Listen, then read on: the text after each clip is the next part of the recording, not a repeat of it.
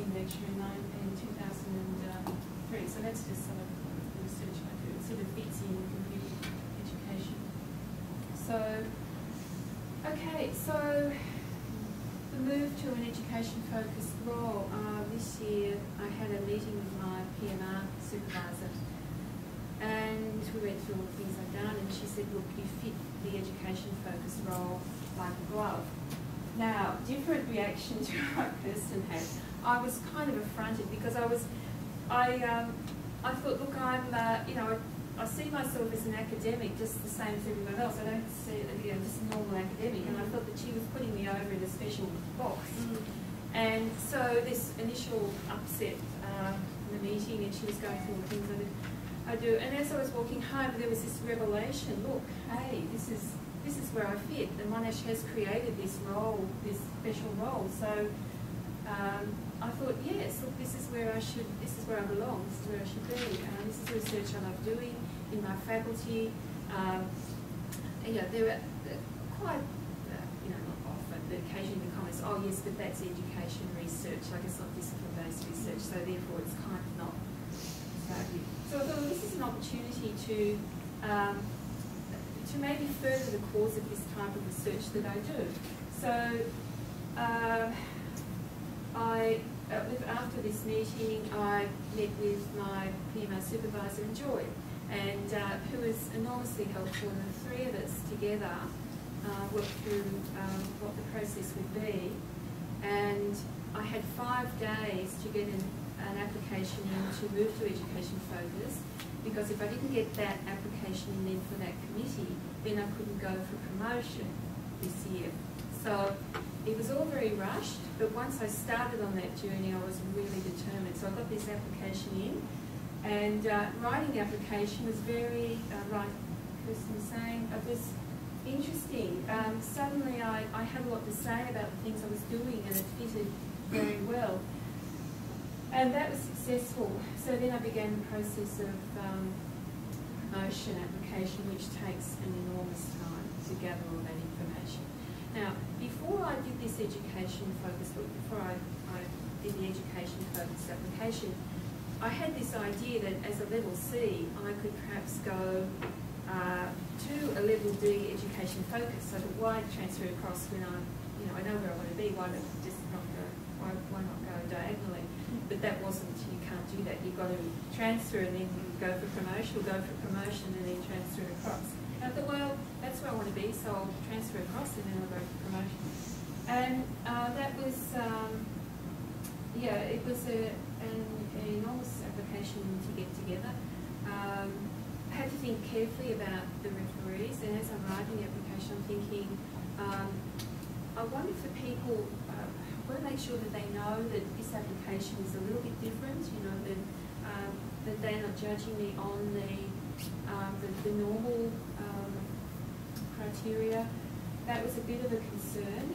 So I had to choose 2 referees and sort of give input into the 4 assessors for the application.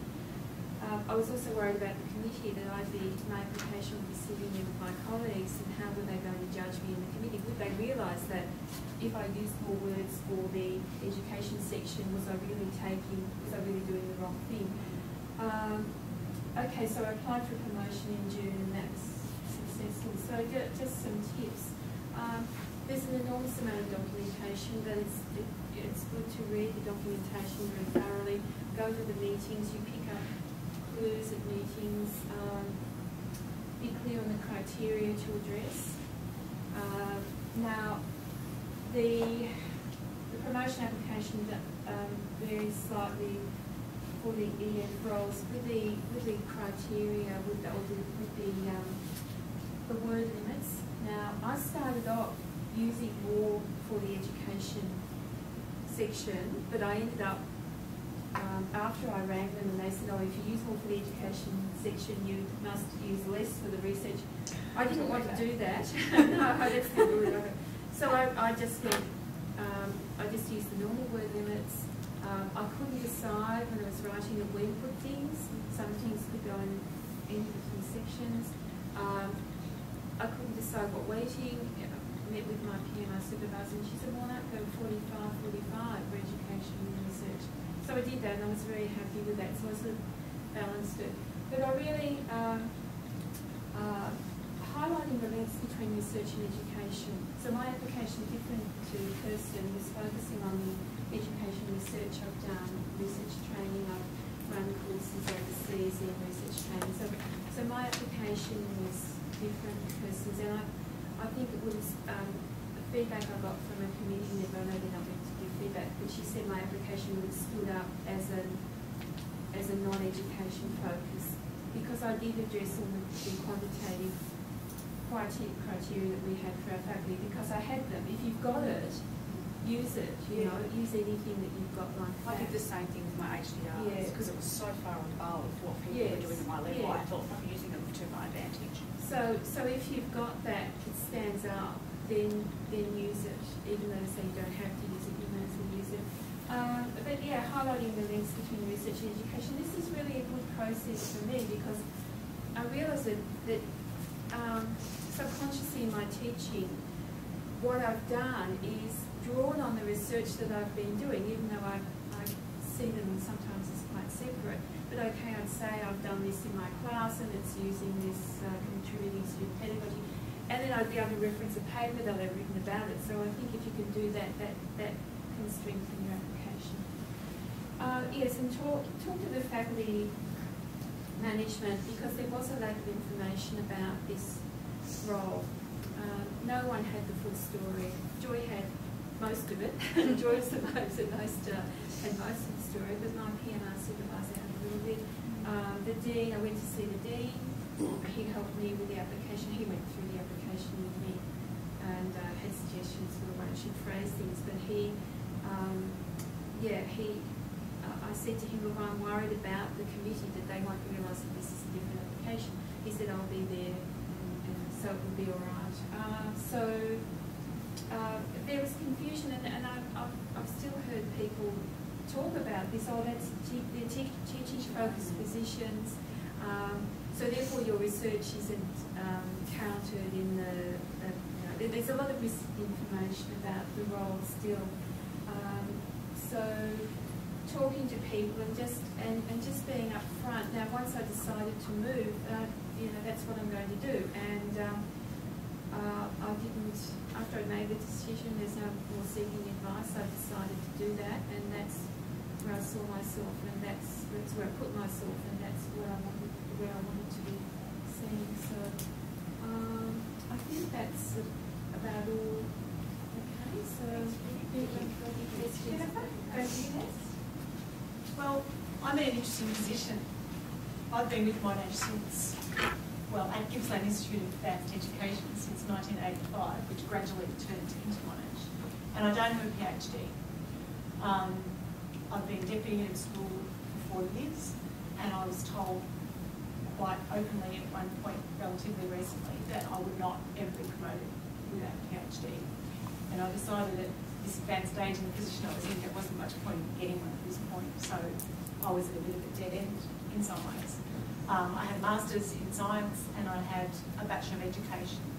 So I had formal education qualifications because I actually started life in the 70s as a secondary school teacher. So I've sort of gone all the way through. As deputy head of school, I look after education within the school. That's my role and has been for some time. So when the education focused roles came along, it just seemed to me to be a natural thing to have a look. I looked at the criteria and the standards for education focused roles to see whether I fit. And when I looked at it, I thought, level C, fine, probably level D, but that was as far as it went, applied to transfer and went across. I did talk to Joy very briefly, but I really didn't talk to anybody very much. I'm pretty busy, we're on my way at Gippsland, and there's not a lot of time. And at some point, I thought I really should have a go for promotion because I really do meet all the standards for level D. There's nothing in these standards that says you have to have a PhD. I'll just put it in and see what happens.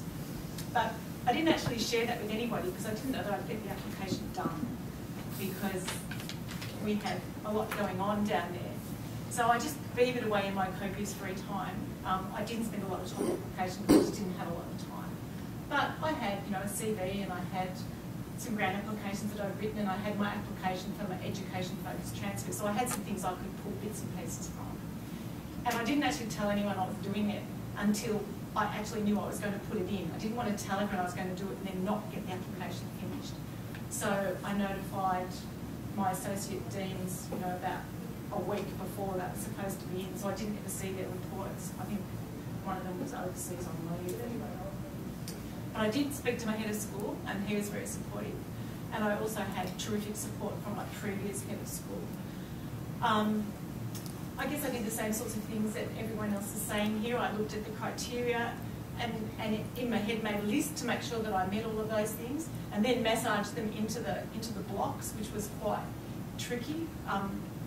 But I believe for me, everything I did was education focused. I did meet the metrics for research, so I had publications, grants and PhD completions. So I was able to put that in. I argued that discipline, even though I don't have a PhD, I do supervise PhD students at the moment, though this could all change, I'm not quite sure. My argument is that in science is a research-based discipline. So to educate a student, you take them up to third year, you see them through honours, which is where you teach them about science, and then I don't have sole supervision of PhD students, I have collaborative supervision, and within that, I'm very much still taking a teaching role. And I chose for my referees my previous head of school, who knows me very well in terms of what I've done within the school, and an external research-based person who's actually where I have placed honours students and co-supervised PhD students. And I asked her to comment on me as a teacher of honours and PhD students. What she said, I don't know. But not so much me as a researcher, but me as a teacher of research students. I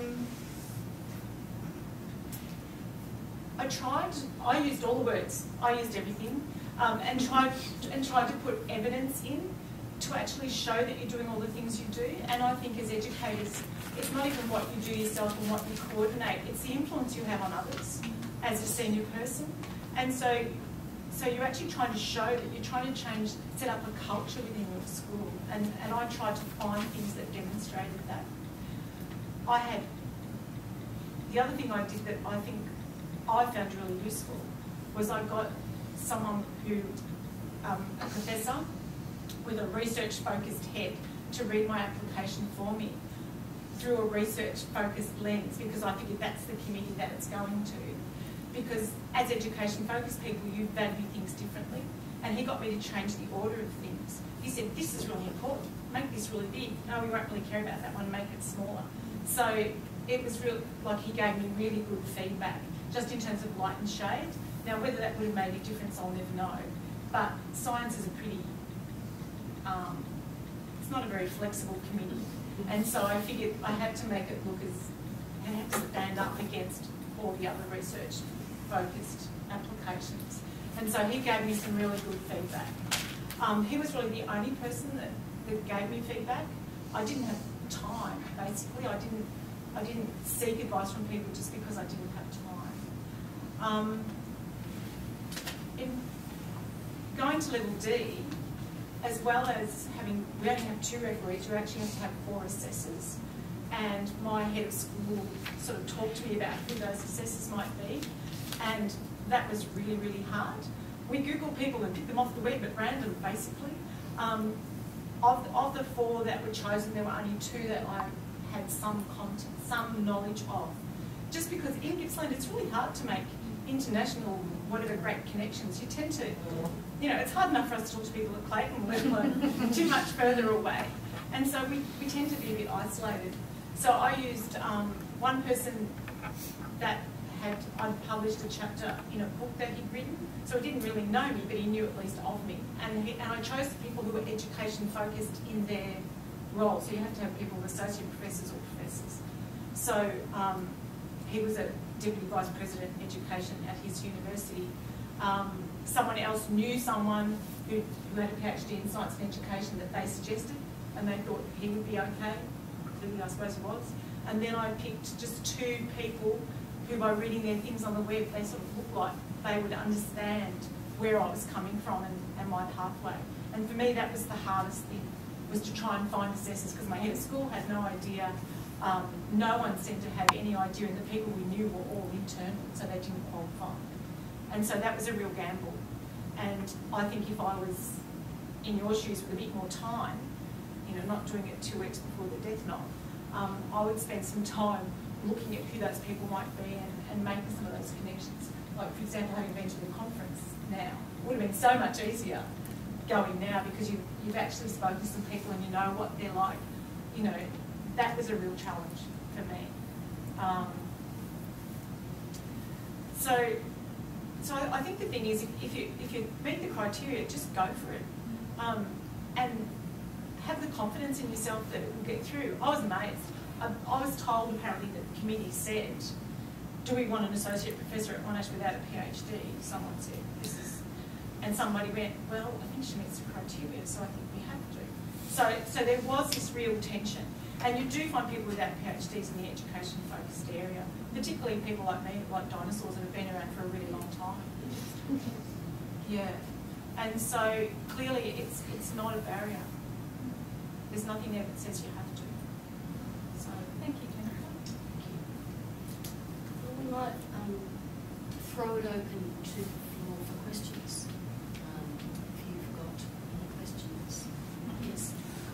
Can you say your name before you ask, so everyone gets a chance to know? Oh, okay. My name's Rosalie from Education at Clayton. Any reference to an interview process? I didn't hear that in. No. So it's purely on paper. I think interviews are level E only, aren't they? Yes. Yeah.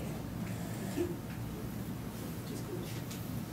Right, thanks. My name is Dr. from Faculty of Medicine.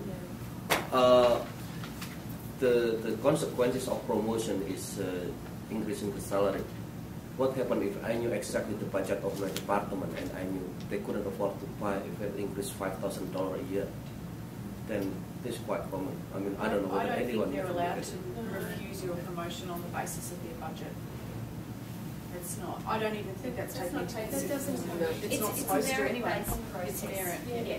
So there are no quotas each year or anything like that. Budget doesn't come into it. You have 6 people go up and they can promote 6 again. None of them. In my school, yes, it's quite a separate issue.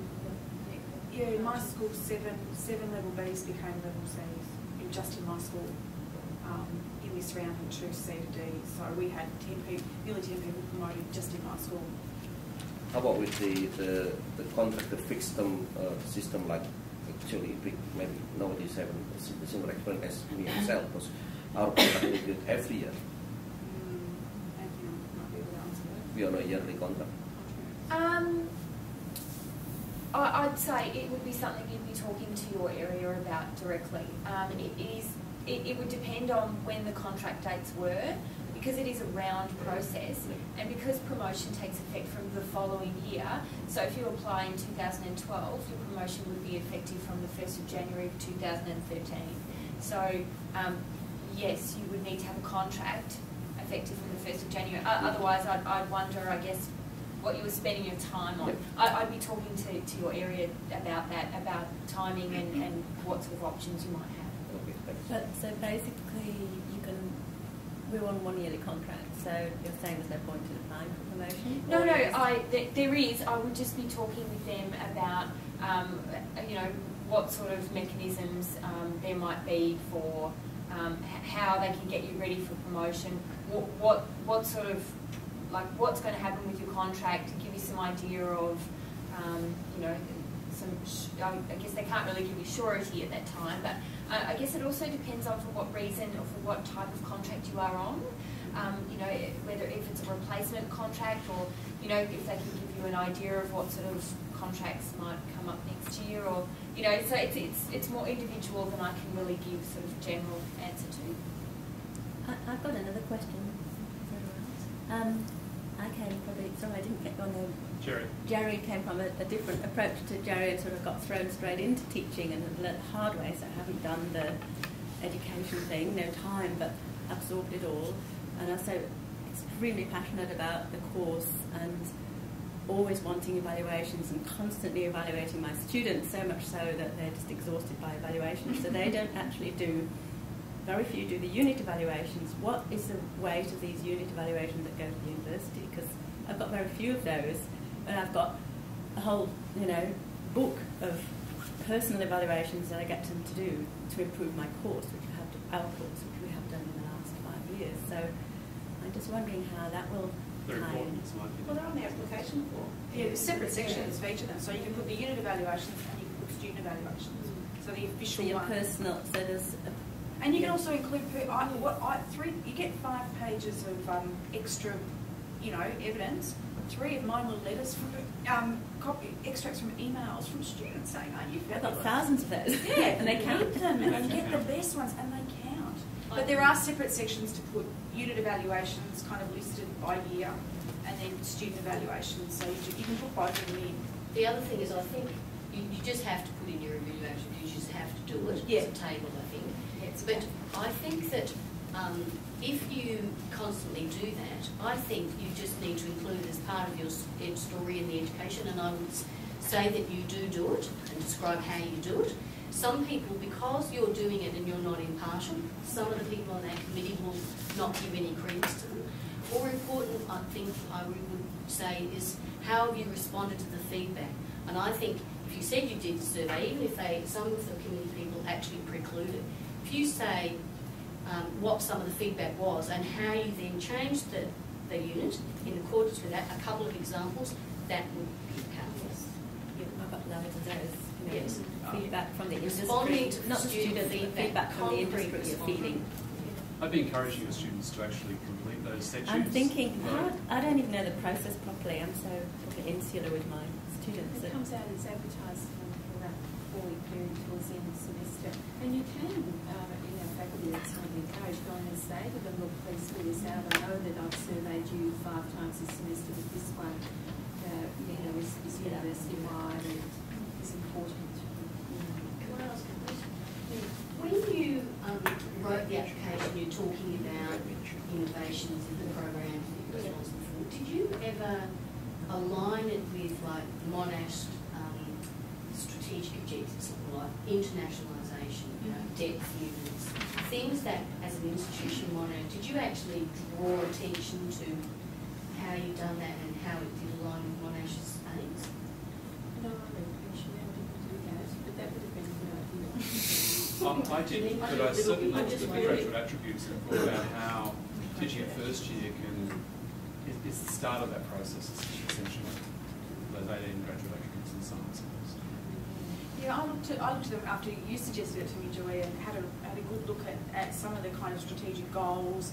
Also downloaded the graduate attributes of the arts faculty and kind of used them as, I didn't address them specifically, but I did refer a lot to things like, because a lot of my application looked at innovations in terms of e-learning and that kind of stuff, but talked about that in a broader sense and about accessibility and diversity.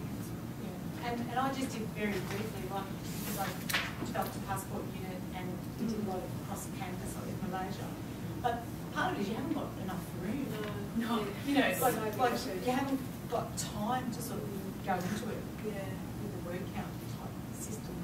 Yeah, I guess that's right, the words, you can't sort of fill it out too much with I mean, too you've got many. 1,000 words for education, isn't it? It's not a lot. Yes. 1,200 or something. Yeah, 500 for the others or something. Yeah. But really, yeah. Got to be a good Tracy writer. Yeah, you do have to do a lot of chopping and editing at the end. Well, it kind of relates to my question about the evidence that you show. I mean, obviously there's student evaluations and so on. What other kinds of evidence can you provide? I mean, teaching materials, obviously that seems I didn't really email hard. that. You don't Emails do to colleagues and I didn't have any letters or anything like that because there's no room. But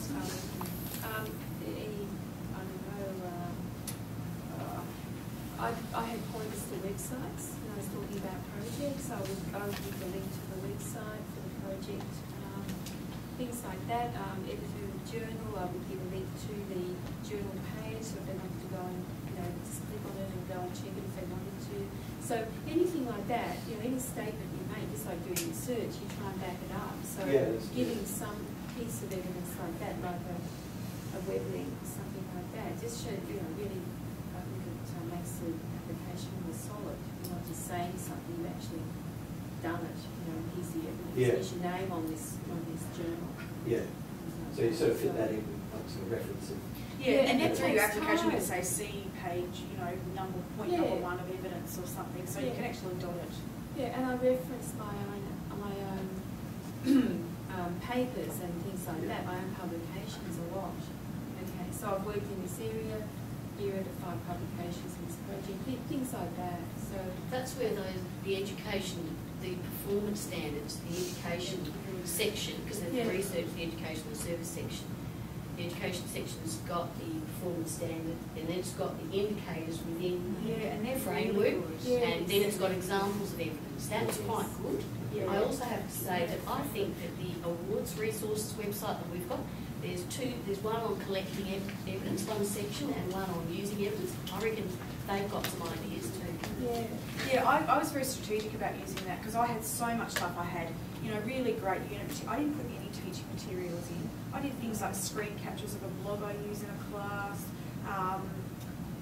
snippets of emails to kind of reduce it down a little bit, those kinds of things, and just use little snippets so that I could use the 5 pages but not present a whole email. It might be a whole paragraph, but you just use the key a couple of sentences. Invitations to the things. Yes. Did you extract the student comment, or did you ask the student for if you could use their comment? I didn't ask them, I have to say. Just a very naughty ones, or do you have the student? I de-identified mine. I just wrote, you know, MA student 2009 or whatever. And I actually spoke to the office and said, do I need the original email? Because that, you know, and then when you print it out, you use it. And they said, no, extracting is fine. So I just copied and pasted the bits I needed. I've done that from cheeky evaluations as well. I used evaluations of, you know, training things I do for the faculty. See, I didn't include any additional evidence. I had none of the 5 pages because I just couldn't imagine what you would put in there. So I thought they were the really important things. But I just bet that you don't. So you just said you didn't include any evidence, but you're the head of school. You've been acting head of school. Oh yeah, but what I mean is I didn't have any of those extra 5 pages. You will have had lots and lots of qualitative evidence. Yeah, exactly. There were things in the word limits, like in the 2,500 words total. I'm not saying I didn't put in there, but the extra 5 pages, I didn't have any extra pages because I thought they were after things that were much more startling, like, you know, Nobel Prize or something. I didn't have any of those, so I didn't. So I did have very little bits like that, but only in the 600 words. I put everything I could think of, and then I had to pare it back a lot and drop stuff out and summarise and stuff like that. This is what the people's notion of evidence, I think, can be quite much narrower than it needs to be, and that's why those indicators within the education performance standard exist, and that's why this exists, because if you just scroll down, you'll say, oh yeah, I've got that. You won't have everything, but you will have things that you wouldn't have thought of using that you can use. And I also found that very useful, that list very useful, and I put everything, that was so this just sits under the OPBC website. If you go into, this talks about awards, but if you go down to the bottom, you'll see there is resources there. And videos. That was the start of my data collection, putting things under, just use those hidden, put things under there and then shuffle it around, so, I also found that sometimes some of the evidence that was asked for was quite big, and something like a teaching award, I had a certificate that would take a whole page. I thought, I'm just going to mention that in the application, but something else that I can't. So like things that, and also things that that would be better to be visually demonstrated. So like a screen capture of a blog is better visually demonstrated. The award, I just mentioned the award in my application. I didn't put the actual copy of the award because it's using the whole page. No, I was using a whole page. So I was really, really strategic, and margins are very wide. If you've got a website or something like that that you can point to, you can put things on the website or something like that and just point to them. Can I ask about when you do research and you work as a team? This is something I have an issue with, and I write, you write these applications, and you often write it like you've done all the work, but you haven't. So I'm always going on together with X, Y, and Z. Yes. So what do? Do you kind of just make your position really clear? Okay, because the team member, voting with a leader, or it's a very female thing to do. I know. Science area. That's all science research is in teams. No, this is also in education. When you do projects together with other staff, But when you put in your application for promotion, you surely have to say as a team, do you say together? What I You did, can indicate percentages, yeah, can't you, somewhere? what I did was my contribution at the end, I had a section, my contribution 50% of the daily gas